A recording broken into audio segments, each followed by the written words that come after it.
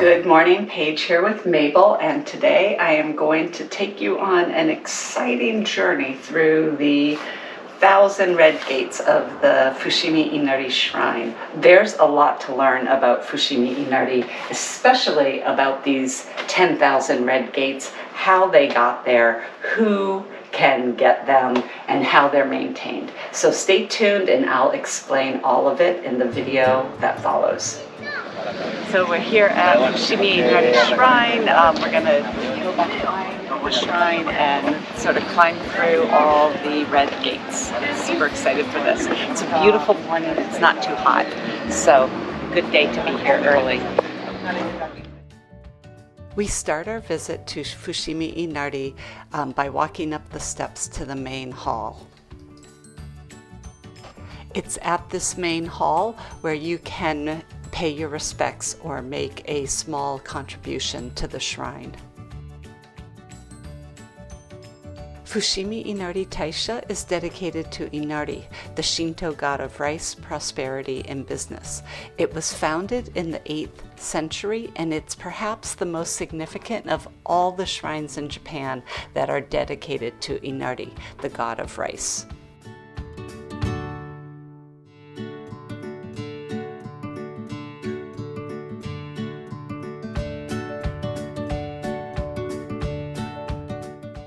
Behind the main hall, there are some more stairs. You climb these stairs and go to the right, where the meandering path of Vermillion gates starts.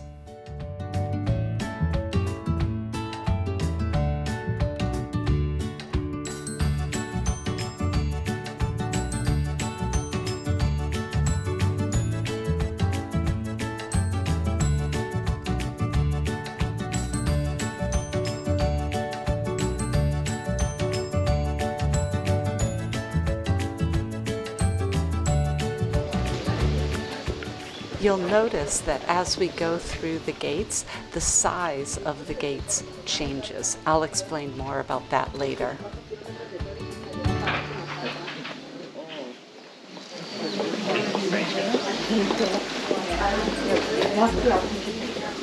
The gates, or Torii in Japanese, symbolize the transition from the mundane to the sacred, and Torii mark the entrance to sacred spaces.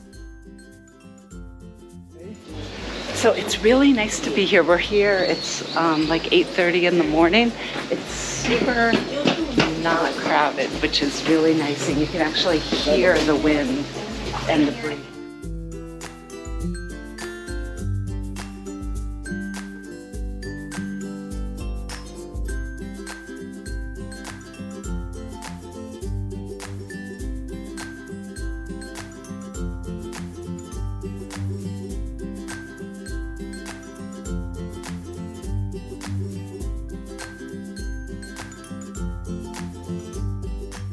You'll notice here, as we go to the right, that the gates have gotten even smaller.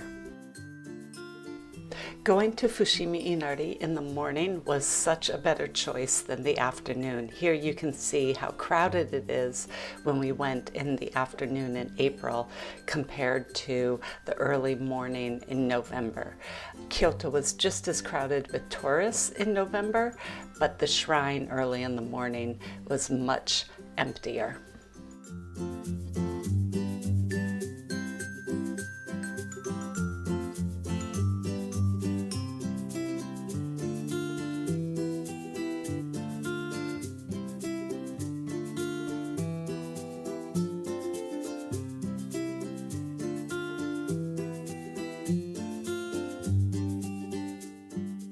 Every once in a while, there are a break in the gates where you happen upon a smaller shrine. There might be restaurants or an area to rest and sort of regather, but then you can continue your climb up the mountain.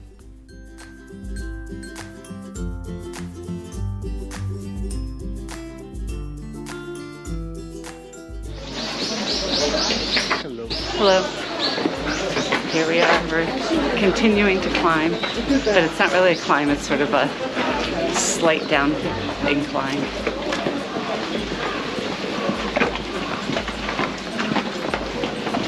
Any comment?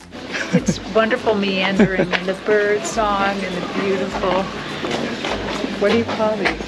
Great gates? Gates, yeah. Beautiful gates. The higher you go, the more sparse the gates get. Throughout your hike up the Fushimi Inari gates, you're going to see lots of fox statues, but you're also going to see lots of cats.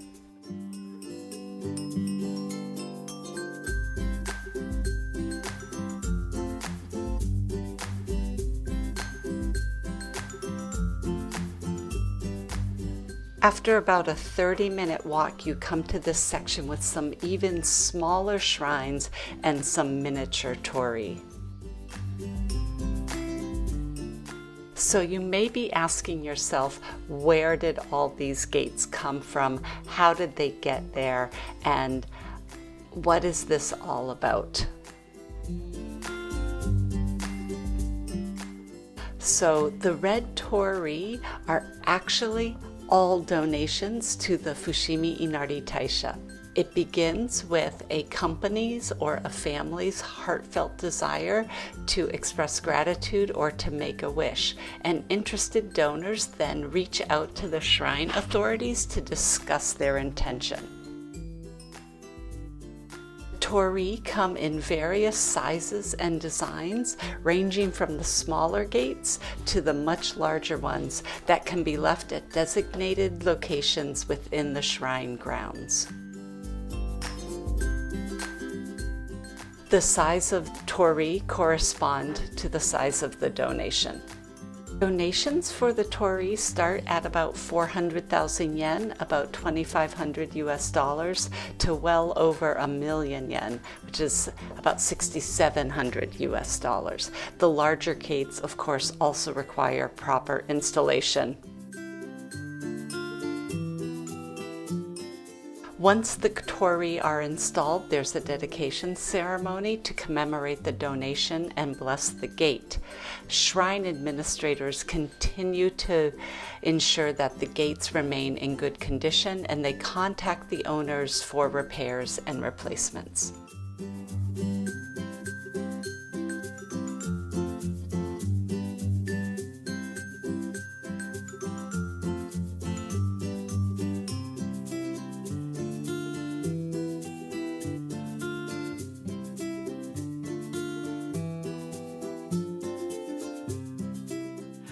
So I hope you enjoyed all of this information about Fushimi Inari. It's one of the stops on our Japan craft tour, and I hope you consider joining us this November for the second visit to Japan we'll be making. We visit Fushimi Inari and several other cultural locations, as well as doing 5 handcraft workshops with very talented Japanese craftspeople.